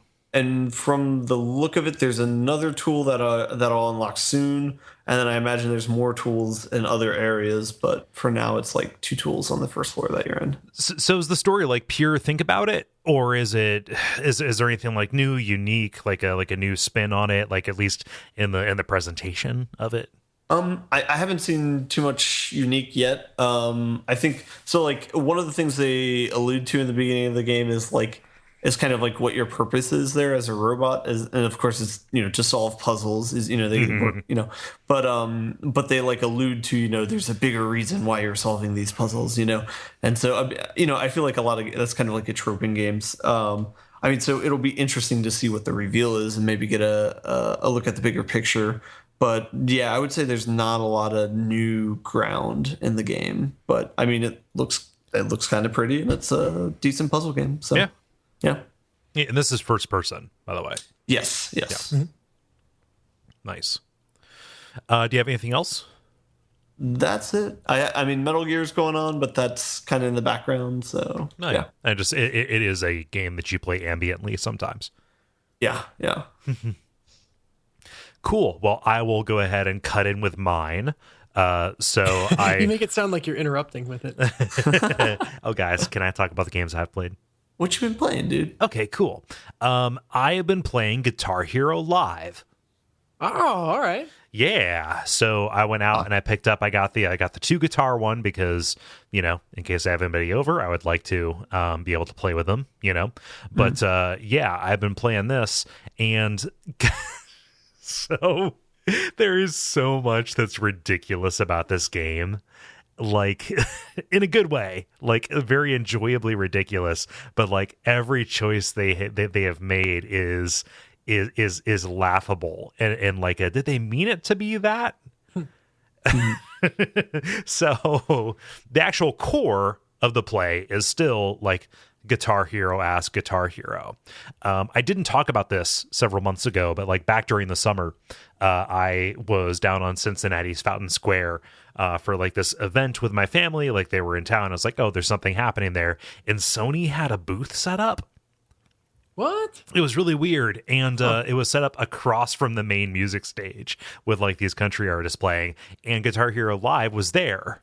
Right, it was kind of like after they had like revealed the hardware for it and everything. And I was like, oh well, I'm going to play this even though I can't hear a goddamn lick of any song I'm playing. And so they have gotten rid of the 5 buttons and traded that for 2 rows of 3 buttons. So there's the top row, which is all black. These are the lower strings, and there is the bottom row, which is white, and these are the higher strings. Is this to shoehorn a piano game later on, or no? It's more to like it makes the play interesting in a way that like shifting up and down kind of wasn't. Mm-hmm. Like it lets them do more with like, okay, logically this note that you would be playing is higher, or this chord you would be playing is higher, or this chord kind of feels like a bar chord, or maybe a G, or maybe a C, or maybe an F, like any of those. Down the line, and like that is just enough complexity to still feel right. Like you don't really worry about losing your pinky out of that. Like I never really use my pinky when I'm playing guitar anyway, unless it's kind of something that's tucked away. So this makes a good deal of sense, and it's a bit of a hump to get over. When you're playing it, like I'm pretty good at rhythm games, and I'm kind of playing on the equivalent of the hard difficulty because this is tripping me up. Like when it's asking me to shift and think about these different kind of layers on the strings, right? So that's pretty cool, and I'm excited to get good at this new version of a fake instrument, right? So that core is still fun. You're listening to songs, you are tapping buttons along to them, and that feels great as you reveal these things. The soundtrack is gigantic, and at first glance, I don't care about any of the songs. However, that feels like more of a failing on my part than on the music's. It also opens up the opportunity for you to be pleasantly surprised. Yeah, and that's the thing. Like, I'm playing this and I'm like, oh, I had no idea this was X artist, but I recognized the song from a commercial, and you know what? It's actually pretty catchy and fun to play. Nice. Right. So I'm going into it with an open mind. Like, I recognize I was like, okay, I'm dismissing this because this is new music, and new music isn't inherently bad. And also I'm dismissing it because I don't know about these people, and things that I don't know about are inherently bad. So this is a little bit of a world expanding exercise for me. Huh. Yeah. So on to the ridiculous parts. In the single player, and we talked about this when they announced it, but instead of having a fake CGI band behind the lane of notes, they actually have, this is a full motion video game. Insofar as they put together this rig where there are live actors both playing the instruments and playing along the songs on the stage, and the camera is moving around and looking at them, and there is a crowd who are holding up signs that are obviously green screened and composited in. And as you are playing well or poorly or kind of in between, they are at different levels of energy, and it switches between them with like a crossfade or a blur. So it's like you are kind of shifting between realities where your band either sucks or you're good. And that sign that once said, "I shit you not, you guys are cool," now says, "You guys suck." Why did you bring that sign to the show? Or there's one. So the conceit is there are different bands playing at these different music festivals. So when you're playing with the girl bands, there's one sign that says, "You make me feel proud." Which no human would ever write that. This is the most amazing idea ever. You just need to bring a big whiteboard to a conference. Yeah. Yep. And just write however it's going. And hold it up. That last verse was okay. Yep. And so, like, you've got these like sets of 3 or 4 songs, and you start out like you're backstage, and like somebody hands your character the guitar. They're like, "You're gonna rock," and they look at you with admiration in their eyes. And you're walking up the stairs, and like somebody hands their pet dog to somebody else, and then you walk out on the stage, and there's this obviously like sub Lord of the Rings, like they got 20 people and they like composited all of them all over the place, you know, acting in unison. And the people up front have these crazy signs, and the people on the stage are like, "Yeah, let's do this. We're gonna rock tonight," like the most generic stuff. And then it brings up the song, and if there's like a sustained guitar break, then the lanes go away, and you're able to focus on the action. Huh.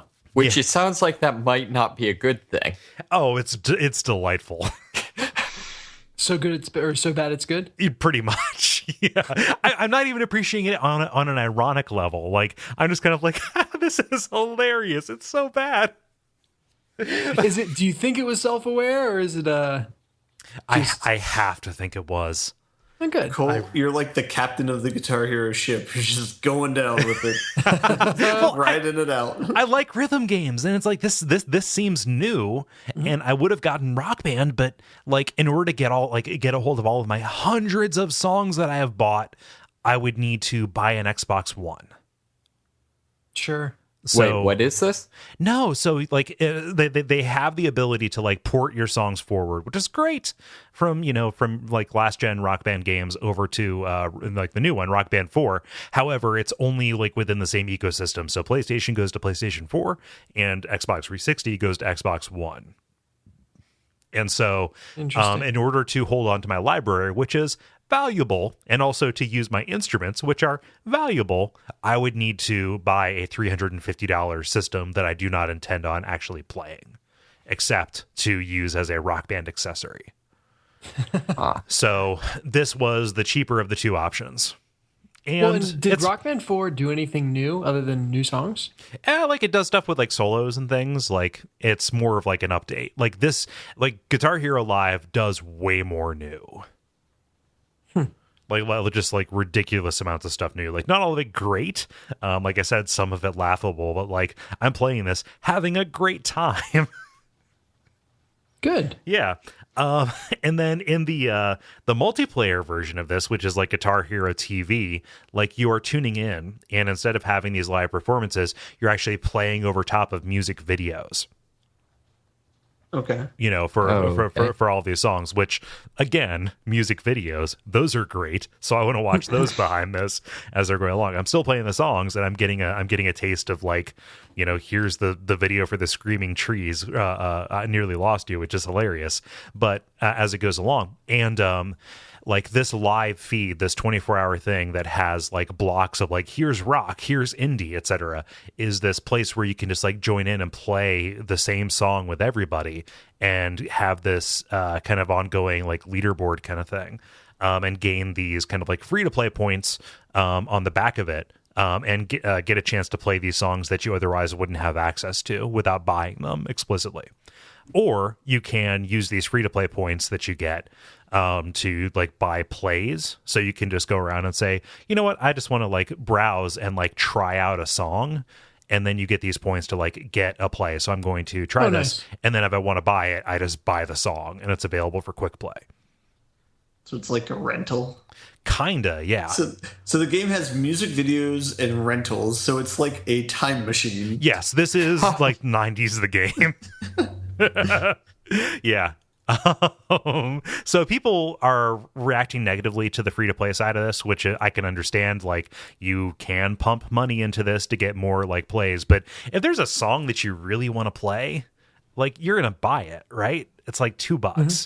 So this is just a way to, by virtue of playing this online thing and ranking and getting your reputation up, get the ability to like try out some of the stuff before you buy it, and like capture it into your Pokédex of songs that you want to play.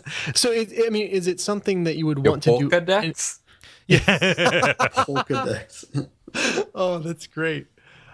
Is playing the multiplayer mode something you would want to do anyway, even if there were no rewards, or is it like, hey, I'm here just because it'll earn me a couple extra plays? So in the let's say 5 days that I've had this game, mm-hmm. I have kind of tuned into it and just like played a set or two on the single player. I was like, I wonder what's on. Like it's like channel surfing. There are two mm-hmm. channels like that kind of like have counter programming to each other. And just like, I'm just going to play this and see there. If I'm not interested in the actual song, I can just kind of like let it fade and watch the video, or I can play it and participate. Mm-hmm. Yeah. So it's cool. Like, it is a way to discover new music. And so this speaks to me in a way that Pandora never could, even though this obviously has an infinitely more limited scope of music that you can encounter. This just has something you can do over top of it so you can feel engaged. Yeah. I dig it. Like, good. It has some super shady, like, free-to-play stuff in it, and I understand if somebody doesn't want it, but it is not nearly as limited as some people would have you believe. Was this the one where some of the developers were posting reviews or something like that, and there's a kerfluffle? No, that was Rock Band 4, actually, where Harmonix employees were rating it on Amazon. Oh, okay. Which is dirty pool. I don't approve of that. Although, isn't that... my understanding was that's basically what happens on Amazon. Yeah, I don't have to accept that it happens on Amazon. Like, it still sucks. Even though I like that studio and I like the things they make. Like, that's, I don't know, not the best. I haven't looked too much into that. Like, it could be some kind of like Gamergate plot or whatever to like actually it's about ethics in music games, but like, I mean, it's still kind of wonky. They're your Harvey Dent. Yeah. So yeah, Guitar Hero Live. Any other questions about that? Sounds good. Cool. I'm not going to go too much into this, but since we've already talked about a little bit of Danganronpa in this episode, I've been playing some Danganronpa, another episode, Ultra Despair Girls. Which is that the full title? Yes, I believe so. Cool. Yeah. So Ultra Despair Girls, that is the most anime title for what is a very anime game that I am having a lot of fun with, because this is a survival horror game that is set in the Danganronpa universe. That actually has characters that I like from the Danganronpa games. Wait, I thought it was a third-person shooter. Oh, it is. Okay, Yeah, but it is a survival horror. Yeah, it's kind of akin to like a Resident Evil Revelations or a Resident Evil 4. God, I was imagining a much more wacky shooter. Nope. You were okay. Yeah, like your first level is a hospital, and you're not shooting like monsters. You're shooting different kinds of Monokumas. Like those robot bears who have their different abilities, and they have like weak spots, like their glowing left eye most of the time is their weak spot, and you have the ability to shift between characters, one of which is more focused on kind of shouting these truth bullets through this megaphone, and the other one that does more physical damage and like a berserker kind of thing. It has Toko from the first game in it. Okay. The writer, and she is great, and also introduces some of the most uncomfortable sexual stuff, but like in a way that feels so self-aware and so within her character that really helps it fly for me in a way that it otherwise wouldn't. Yeah, and I just based on the first game, that's consistent with her kind of oeuvre throughout. Yep, her and Senpai Byakuya. Yeah, but yeah, this is its own thing. I don't want to say too much about the story other than the fact that it goes into a little bit of the aftermath of what we were alluding to with that reveal ending at the end. I'm not quite in love with using the Vita for any kind of shooter. Like, this is really the first time I've done it. I've used that system for anything besides either a visual novel or like a retro emulation kind of thing. Mm-hmm. So actually doing precise controls on those sticks kind of makes my hands cramp up, but I'm willing to put up with it. Yeah. How story focused is it? Oh, it is quite story focused. Okay. Yeah, like it's told through like cinematics and talk, like speaking, and you're picking up like books and files. Like, this is a survival horror game insofar as like you're actually like reading apocalypse logs around this stuff. Okay, cool. Yeah. I don't know if I'm going to be able to say too much more about it. Like, if the play substantially changes, like they're already starting to throw different kinds of enemies at me. I'll probably speak about it more, but like, this is my current portable diversion because I wanted something like I want to play Steins Gate, and that's in my that's locked and loaded in my memory card. But like, I want something a little bit more action based to kind of cleanse my palate. Because I don't know, like reading, I have books I want to read too, and this makes me feel less bad about not reading those because I'm playing a game. Yeah. Cool. Any other questions about Ultra Despair Girls? No. Do you want to button it up? Let's button. Thank you so much for listening to episode number 126 of The Level. Like we said at the beginning, we have those meetups happening. Go to duckfeed.tv/Ohio-2015 or look on the front page of Duckfeed.tv. Those are happening on November the 6th at a 16-bit bar and arcade. Here in Cincinnati. We have the talk on November the 7th at the Ohio Game Developers Expo in Columbus, Ohio at the COSI Center, and we have a meetup happening at the Rehab Tavern on that Saturday night, also on the 7th. Come out and see us. We are super happy to get a chance to meet some of you here in the Midwest, and be sure to RSVP. Other than that, there's most of the usual stuff. We have some exciting announcements about our charity live stream coming up here soon, but I want to wait for some of that to solidify just a bit more. Am I missing anything, guys? I don't think so. Have a happy Halloween. Oh yeah, this is the Ultra Spooky edition. It was so spooky that there was no mention of spooky. There was no mention of the deep spook. Psychological horror. Well, it's spooky in a way we cannot describe. Going the Lovecraft route. Yep. So let's say our spooky Halloween versions of our names as we sign off. I have been There Was a Kole here at Kole Ross on Twitter. I guess I need to make one up on the spot. So many different directions I could go with Furia. have been Dennis Furia at DFuria on Twitter. How do you spell that? It's FUUU, capital UUU, lowercase UUU, capital UUU. Right. Oh man, I mean Dennis and Furious? Come on, man, you're not even trying. Oh, that's just Furious is too obvious. I feel. I mean, that's fine. So I guess I'm blessed and I'm cursed with a name that has Fury built into it. Who's next? I'm David Mysmith, and I've got nothing. I've spent all month trying to think of a spooky name. Craven Moneyson. Come on. Fair enough. And what's your Twitter name? Moneysmith7. I've posted like one tweet like 3 years ago. Moneysmith777 at the tweeter. Okay.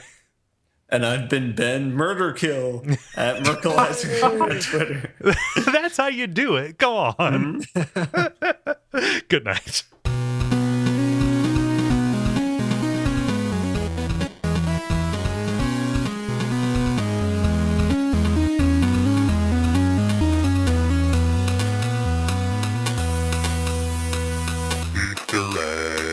It's way too late for this.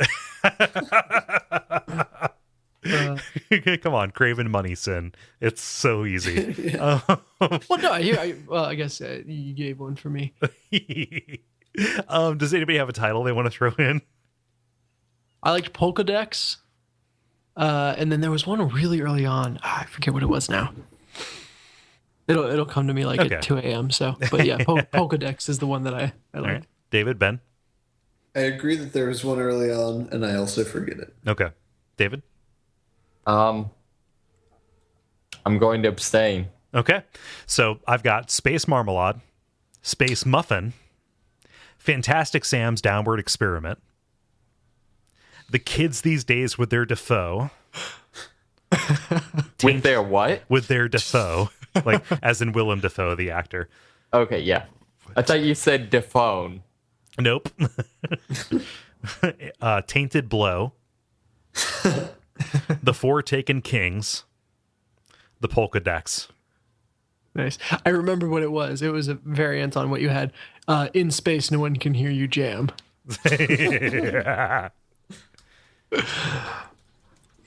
What was it? Fantastic Sam's Downward Experiment? That was an alternate name for Gravity Rush. Yep. I want to play that game. I threw it out and nobody reacted, but I still wrote it down. Do we have any consensus here? I don't. There's not a clear winner for me. Okay. Yeah, I would enjoy seeing a Polkadex like, I don't know, like what a potential Patreon thing at some point. I think Polkadex is pretty snappy. Okay. Let's put that in there. If anybody reacts strongly to one of them on the Slack, I may sub that in. Audible. I do like In Space No One Can Hear You jam. Because that's pretty spooky. Yeah, that's true. Yeah, so I'm between In Space No One Can Hear You. Let's do an unofficial poll. If anybody, like, the more people who react to one of those, that will decide between the two of them. Oh, I just tweeted out In Space No One Can Hear You jam. Should I take it down for fear of for tainting the pool? Yeah. Tainted the blow. So good. No, do what you want. Like, that's not going to that's not going to do it. You're not going to thumb the scale. It's fine. Okay, cool. Okay, so I'll put that out. Thank you so much, guys. Yeah.